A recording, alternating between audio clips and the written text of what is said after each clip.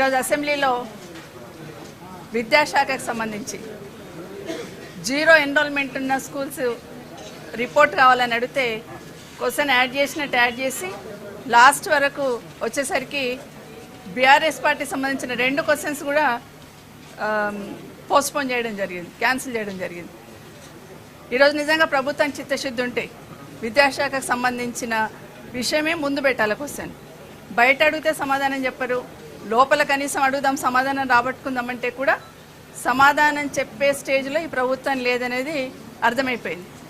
గత సంవత్సరం నుండి స్కూల్స్లో కానీ గురుకులాలలో కానీ ఎలాంటి సంఘటనలు జరుగుతున్నాయి అనేది మీడియా ప్రతినిధులు తెలుసు, దేశంలో మన రాష్ట్రంలో ప్రజలందరూ కూడా అర్థమవుతూ ఉంది. ఈరోజు మేము వేసిన క్వశ్చన్కి ఆన్సర్ ఎన్ని జీరో ఎన్రోల్మెంట్ ఉన్న స్కూల్స్ ఉన్నాయి ఈ సంవత్సరంలో అన్నప్పుడు 1913 స్కూళ్ళు, ఈ 1 ఇయర్లో 1913 స్కూళ్ళు జీరో ఎన్రోల్మెంట్ స్కూల్స్ అని చెప్తా ఉన్నారు.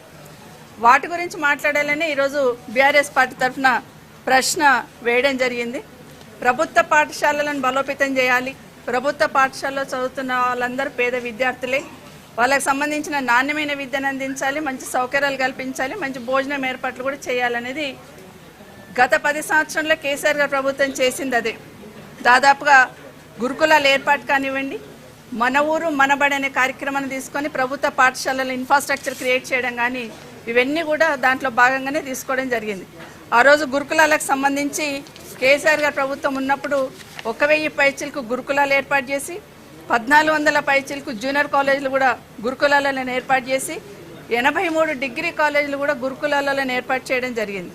దాదాపుగా 5 పీజీ కాలేజీలు కూడా గురుకులాలలో ఏర్పాటు చేసి 4 లా కాలేజీలు, ఇట్లా దాదాపుగా 5 లక్షల మంది స్టూడెంట్స్ ఈ గురుకులాలలో చదువుతున్న సందర్భంలో ఒక్కొక్క విద్యార్థి పైన 1,25,000 ఖర్చు పెడుతూ మంచి విద్యను అందించే ప్రయత్నం గత ప్రభుత్వంలో చేస్తూ ఉన్నా కూడా ఎన్నికల కన్నా ముందు కాంగ్రెస్ పార్టీ ఎన్నో ఆరోపణలు చేస్తున్నారు.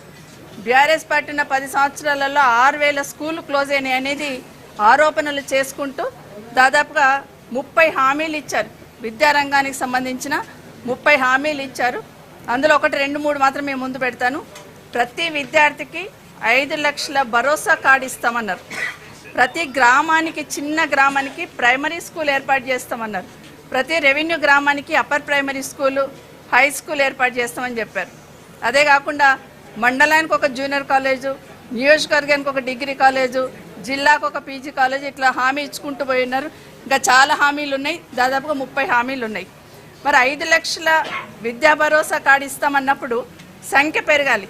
కానీ ఈ సంవత్సరంలో దాదాపుగా ప్రభుత్వ పాఠశాలలో 2 లక్షల మంది విద్యార్థులు తక్కువగా జాయిన్ అయినారనేది, గత సంవత్సరం కన్నా వచ్చినారనేది ఇక్కడ మీడియాలో ప్రెస్లో వచ్చిన సందర్భంలోనే కొంచెం ఆందోళన కలిగిస్తూ ఉంది.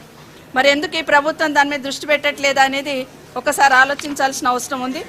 ఇదే కాకుండా ఈ సంవత్సరంలో అఫీషియల్గా వీళ్ళు ఇచ్చిన రిపోర్టు 2000 అంటే 1900 స్కూళ్ళు జీరో ఎన్రోల్మెంట్ అని ఇచ్చినా కూడా 10 మంది విద్యార్థులున్న 4000 స్కూళ్ళల్లో, ఈ 4000 స్కూళ్ళల్లో 10 మంది విద్యార్థులున్న 4000 స్కూళ్ళల్లో అందులో ఉన్న టీచర్స్ని వేరే స్కూళ్ళల్లో అడ్జస్ట్మెంట్ చేయాలనేది విద్యాశాఖ నిర్ణయం తీసుకుంది. అంటే 4000 ప్లస్ 1900 అంటే దాదాపుగా 6000 స్కూళ్ళు. ఈ ఒక్క సంవత్సరంలోనే 6000 స్కూళ్ళు మూతపడుతున్నాయా అనేది అనుమానించాల్సిన అంశం. ఎందుకంటే గతంలో 6000 స్కూళ్ళు క్లోజ్ అయినాయి, వాటన్నిటిని మేము ఓపెన్ చేయిస్తామని చెప్పింది పక్కన పెట్టి 6000 స్కూళ్ళు దేవుడెరుగు, మరొక 6000 స్కూళ్ళు ఇక్కడ క్లోజ్ అవుతున్న సందర్భం ఇక్కడ కనిపిస్తూ ఉంది.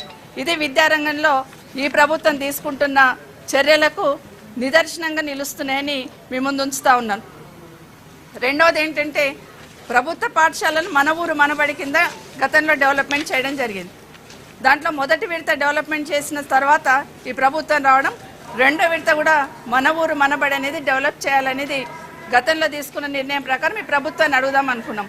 దాంట్లో మన ఊరు మనబడి తీసుకున్న దాంట్లో లోపం ఏమైనా ఉంటే సరిదిద్ది ఆ పాఠశాలలను బాగా చేయాల్సిన అవసరం ఈ ప్రభుత్వం మీద ఉంది. అసలు ఆ ఇన్ఫ్రాస్ట్రక్చర్ క్రియేట్ చేస్తారా లేదా అనేది ఈ ప్రభుత్వం నుండి సమాధానం రాబట్టాలంటే అక్కడ నుండి సమాధానం లేదు. అదేవిధంగా ప్రభుత్వ పాఠశాలకు వస్తున్న స్టూడెంట్స్కి మార్నింగ్ సీఎం బ్రేక్ఫాస్ట్ అనేది ఏర్పాటు చేసినాం గత ప్రభుత్వంలో. మరి పేద పిల్లలే కదా స్కూల్కి వచ్చేది, ఇంటి దగ్గర తినకుండా మధ్యాహ్న భోజనం తినడానికి మాత్రమే కొంతమంది పేద పిల్లలు వస్తూ ఉంటారు. అలాంటి వాళ్ళకు ఈ బ్రేక్ఫాస్ట్ ఏర్పాటు చేయాలని గతంలో కేసీఆర్ గారు నిర్ణయం తీసుకున్నారు మానవతా దృక్పథంతో.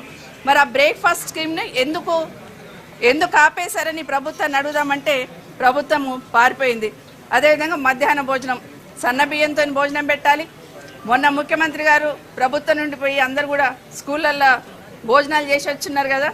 4 రోజులు చికెను, 2 రోజులు మటను, 4 రోజుల గుడ్డు ఏదైతే మెనూ చెప్పినారో సేమ్ మెనూ గత ప్రభుత్వంలో కూడా పెట్టి అందించాలన్నా కూడా ప్రభుత్వం పర్యవేక్షణ లేకుండా విషాహారం తిని ఏ విధంగా స్కూల్లో పిల్లలు ఇబ్బందులు పడుతుంది అనేది గత సంవత్సరం నుండి జరిగిన తంతునంతా చూస్తూ ఉన్నాం.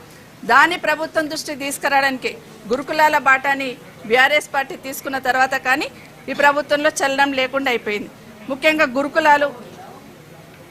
గురుకులాలు అనగానే ఈ ప్రభుత్వానికి కేసీఆర్ గారు మాత్రమే కనిపిస్తున్నారు. అక్కడ కేసీఆర్ గారు నిశానా చెడిపేయాలనే ప్రయత్నంలోనే ఉన్నారు తప్పిస్తే ఆ గురుకులాలలో పేద విద్యార్థులు 5 లక్షల మంది చదువుకుంటున్నారు. వాళ్ళ భవిష్యత్తు ఆడుకోవద్దనే ఆలోచన ఈ ప్రభుత్వానికి రావట్లేదు. ఇప్పటికైనా ఆ గురుకులాలలో విషాహారం తిని కొంతమంది, కుక్క కాటు కొంతమంది, పాము కాటు కొంతమంది చనిపోతున్న విషయాన్ని ఈ ప్రభుత్వం దృష్టికి తీసుకొద్దామంటే కనీసం వినడానికి కూడా ఈ ప్రభుత్వానికి ధైర్యం చాలట్లేదేమో అనిపిస్తుంది. ఎందుకంటే స్కూళ్ళల్లో పురుగులన్నం పెడతా ఉన్నారు, గురుకులాలలో విషారం తింటా ఉన్నారు. దాదాపు 49 మంది స్టూడెంట్స్ ఇప్పటికి చనిపోయి ఉన్నారు. మరి దానికి సమాధానం చెప్పాల్సిన ఈ ప్రభుత్వం ఈ ఫేస్ చేయడానికి అంటే ప్రతిపక్షం వాళ్ళు వేస్తున్న ప్రశ్న ఫేస్ చేయడానికి కూడా సిద్ధంగా లేకుండా పారిపోయిందని అనిపిస్తూ ఉంది.